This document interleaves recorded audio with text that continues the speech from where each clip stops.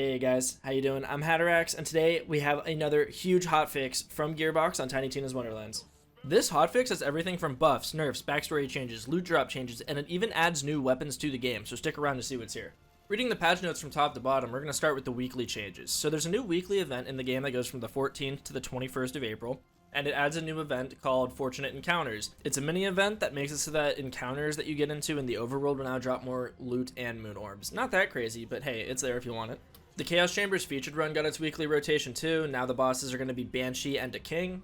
And now we can move on to the rest of the patch notes. So there's some minor fixes that I'll throw up on the screen real quick, but if you notice, the one at the very end of this list says increased the chance for Chaos Chamber aspects, which are the secret bosses, that's an interesting name for them, and the Maker to drop dedicated gear. I'll go ahead and throw those dedicated drops up on the screen for you guys. So what they're doing with this update is they are making it so that every time you defeat an aspect, I'm still going to call them raid bosses, so every time you defeat a raid boss, it is going to increase the chance that you get their drop after defeating the Maker. So if you fight all 3 raid bosses in the same run and unlock the Maker now has a higher chance to drop Barkenstein, Gloopathoth, and Bunny Dog's dedicated drops.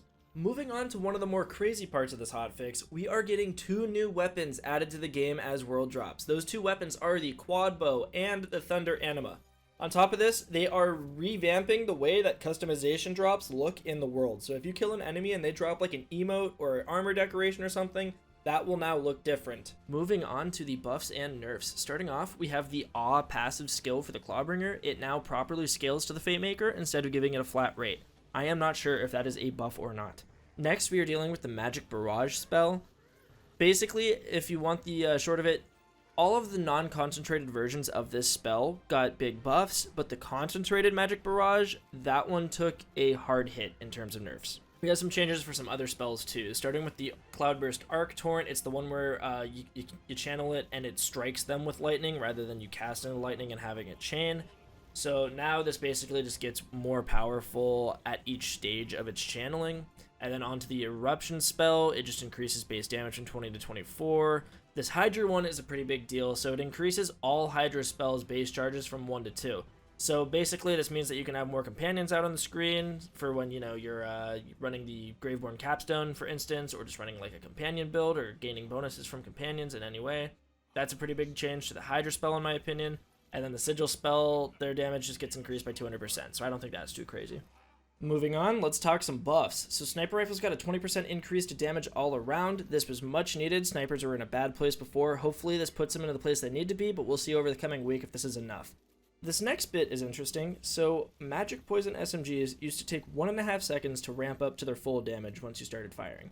They removed this entirely. And on top of that, they buffed the damage by 50% scaling. So now it gets 50% increased damage scaling if it's just a Magic Poison SMG.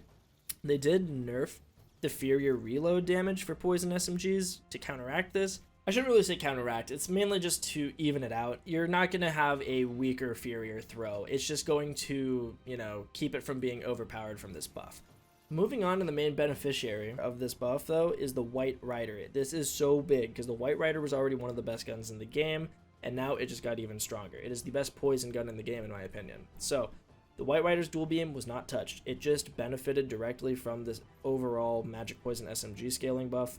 That's a big deal. But the White Rider single beam, I'm going to read it because it could be a little confusing. I'm not exactly sure what it means, so I'm just going to read it out loud.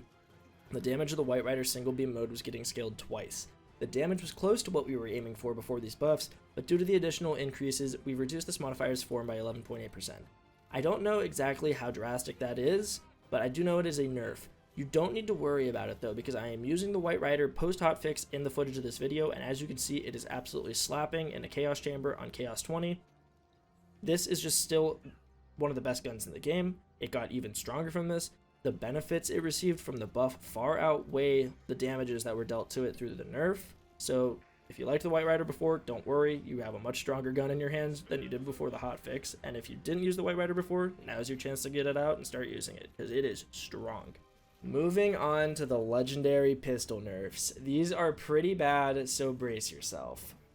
They reduced the Masterwork Handbow's damage scaling by 30.8%. They reduced the Masterwork Handbow's crit damage bonus by 50%. The Catatumbo got a 6.67 damage scaling reduction. The Queen's Cry damage scaling was reduced by 15%. They reduced Pookie's Chew Toy damage scaling by 28.8%. They reduced the Ruby's Spite damage scaling by 30.8%. Those are pretty bad, but there are a few buffs, okay? The Automagic's damage scaling was increased by 50%. The Gluttony's damage scaling was increased by 15.4%. And the Message's reload speed was increased by 50%.